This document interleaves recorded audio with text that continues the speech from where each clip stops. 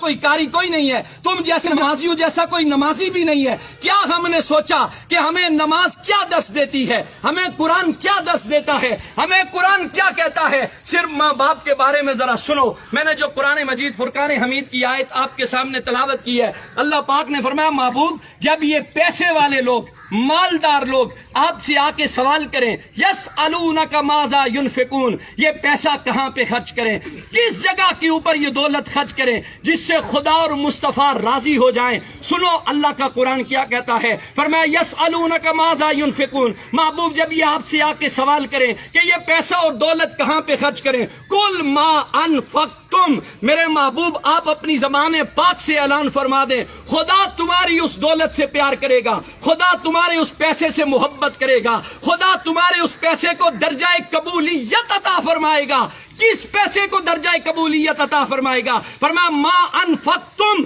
من خیر فللوالدین، جو پیسہ تم اپنے بوڑھے باپ اور بوڑھی ماں کے اوپر خرچ کرو گے، اور تمہیں گارنٹی مل رہی ہے کہ جس بندے نے اپنے ماں باپ کے اوپر پیسہ خرچ کیا، جس نے ان کی خدمت کی، جس نے ان کا احترام کیا، جس نے ان سے دعائیں لی ہیں، اس بندے کے ساتھ خدا بھی راضی ہے، خدا کے محبوب بھی راضی ہیں۔ یہ بات یاد رکھو، یہاں سے 7 لاکھ روپے خرچ کر کے بندہ حج پڑھنے جاتا ہے، نہ اس کے پاس مکے کے مفتیوں کا فتویٰ ہے، نہ پاکستان کے مفتیوں کا فتویٰ ہے کہ تو نے 7 لاکھ روپے خرچ کیے، تو نے کعبہ شریف کی زیارت بھی کی ہے، تو نے وہاں صفا اور مروہ کی سعی بھی کی ہے، تو مکے اور مدینے کی گلیوں میں گھوما بھی ہے، اس کے پاس سند نہیں ہے کہ تیرا حج قبول ہو گیا ہے، تیری عبادت قبول ہو گئی ہے، تیرا جھکنا قبول ہو گیا ہے۔ خدا کی رحمت کی امید تو ہے لیکن قبولیت کی گارنٹی کوئی نہیں دے سکتا۔ لیکن سنو، جنہوں نے ماں باپ کی خدمت کی ہے، ان کے ساتھ محبت کا رشتہ قائم رکھا ہے،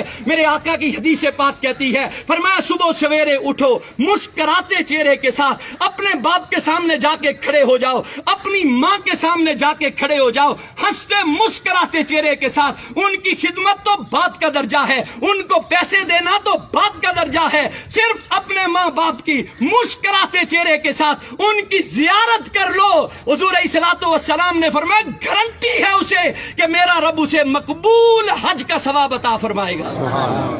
ہم یہاں سے حاجی صاحب بننے کے لیے مکے کی گلیوں میں تو جاتے ہیں، مدینے کی گلیوں میں تو جاتے ہیں، پیسے تو خرچ کرتے ہیں۔ کبھی سوچا تمہارا بوڑھا باپ گھر میں بیٹھا ہوا ہے، کبھی سوچا تمہاری ماں وہ محبت کی نظروں سے تمہیں دیکھ رہی ہے، شاید میرے بیٹے کو زندگی کا گزرا ہوا کوئی لمحہ یاد آ جائے، شاید اسے زندگی کی کوئی بیتی ہوئی یادیں ستائیں کہ میرے باپ نے میرے لیے اتنا کچھ کیا تھا، میری ماں نے لوگوں کے دروازوں کے اوپر جا کر کپڑے دھو کر برتن مانج کے لوگوں کے گھروں میں جھاڑو لگا کر۔ آپ اور میں روز دیکھتے ہیں بوڑھے ضعیف العمر لوگوں کو کہ روڈ کے اوپر سوٹی اٹھا کر لوگوں سے مانگ رہا ہے۔ کبھی اس بابے سے ایک دفعہ پوچھ کے دیکھو، بابا یہ تو کس کے لیے مانگ رہا ہے؟ تو لوگوں کے دروازوں کے اوپر جاتا ہے، تو کس لیے جاتا ہے؟ کیا تجھے اپنی ضرورت ہے؟ وہ باپ کہتا ہے نہ مجھے میری ضرورت نہیں ہے، میں زندگی گزار سکتا ہوں، لیکن میرے گھر میں ننھے بچے ہیں جو شام کو میرا راستہ تکتے رہتے ہیں۔ ہمارا باپ گھر میں سودا لے کے آئے گا، ہمارے لیے اناج لے کے آئے گا، وہ سارا دن دھوپ کے اندر رہ کر محنت کر کے تمہارے لیے لا کے وہ خرید کر کے لاتا ہے۔ کبھی تمہارے دل کے اندر حیا پیدا نہیں ہوئی؟ آج تمہارا باپ تمہارے سامنے کھڑا ہے اور ہماری یہ نوجوان نسل اپنے باپ سے کہتی ہے او جی تساں ڈن بھائی ہوئی جی انہاں دا دماغ یا کم نہ کرنا، سڑکیں چنی تے سڑے نوجوان اپنے پیو نے بارے چیا گلاں نے، پاپا تس ناراض نہ ہویا، سڑے ابے اور نے دماغ یا کم نہ کرنا،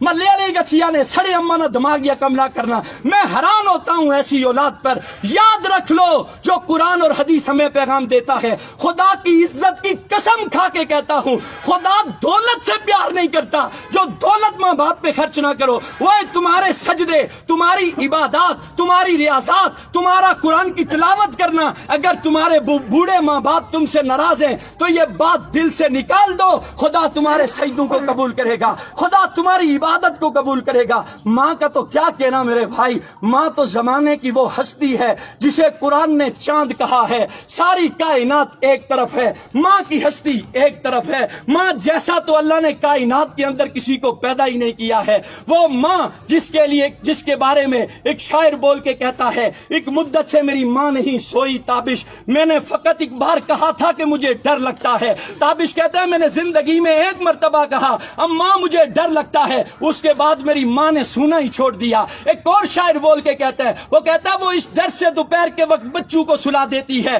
شاید کھلونے بیچنے والا پلٹ کے واپس نہ آ جائے. ایک اور شاعر بول کے کہتا ہے, وہ کہتا ہے جس گھر میں روٹیاں 4 ہوں بندے 5 ہوں, اس گھر سے ایک ہی ہستی کی صدا بلند ہوتی ہے, مجھے بھوک نہیں ہے, وہ کوئی اور نہیں ہوتا, رب کعبہ کی قسم وہ ماں ہوتی ہے. ایک اور شاعر بول کے کہتا ہے, وہ کہتا ہے اس زمانے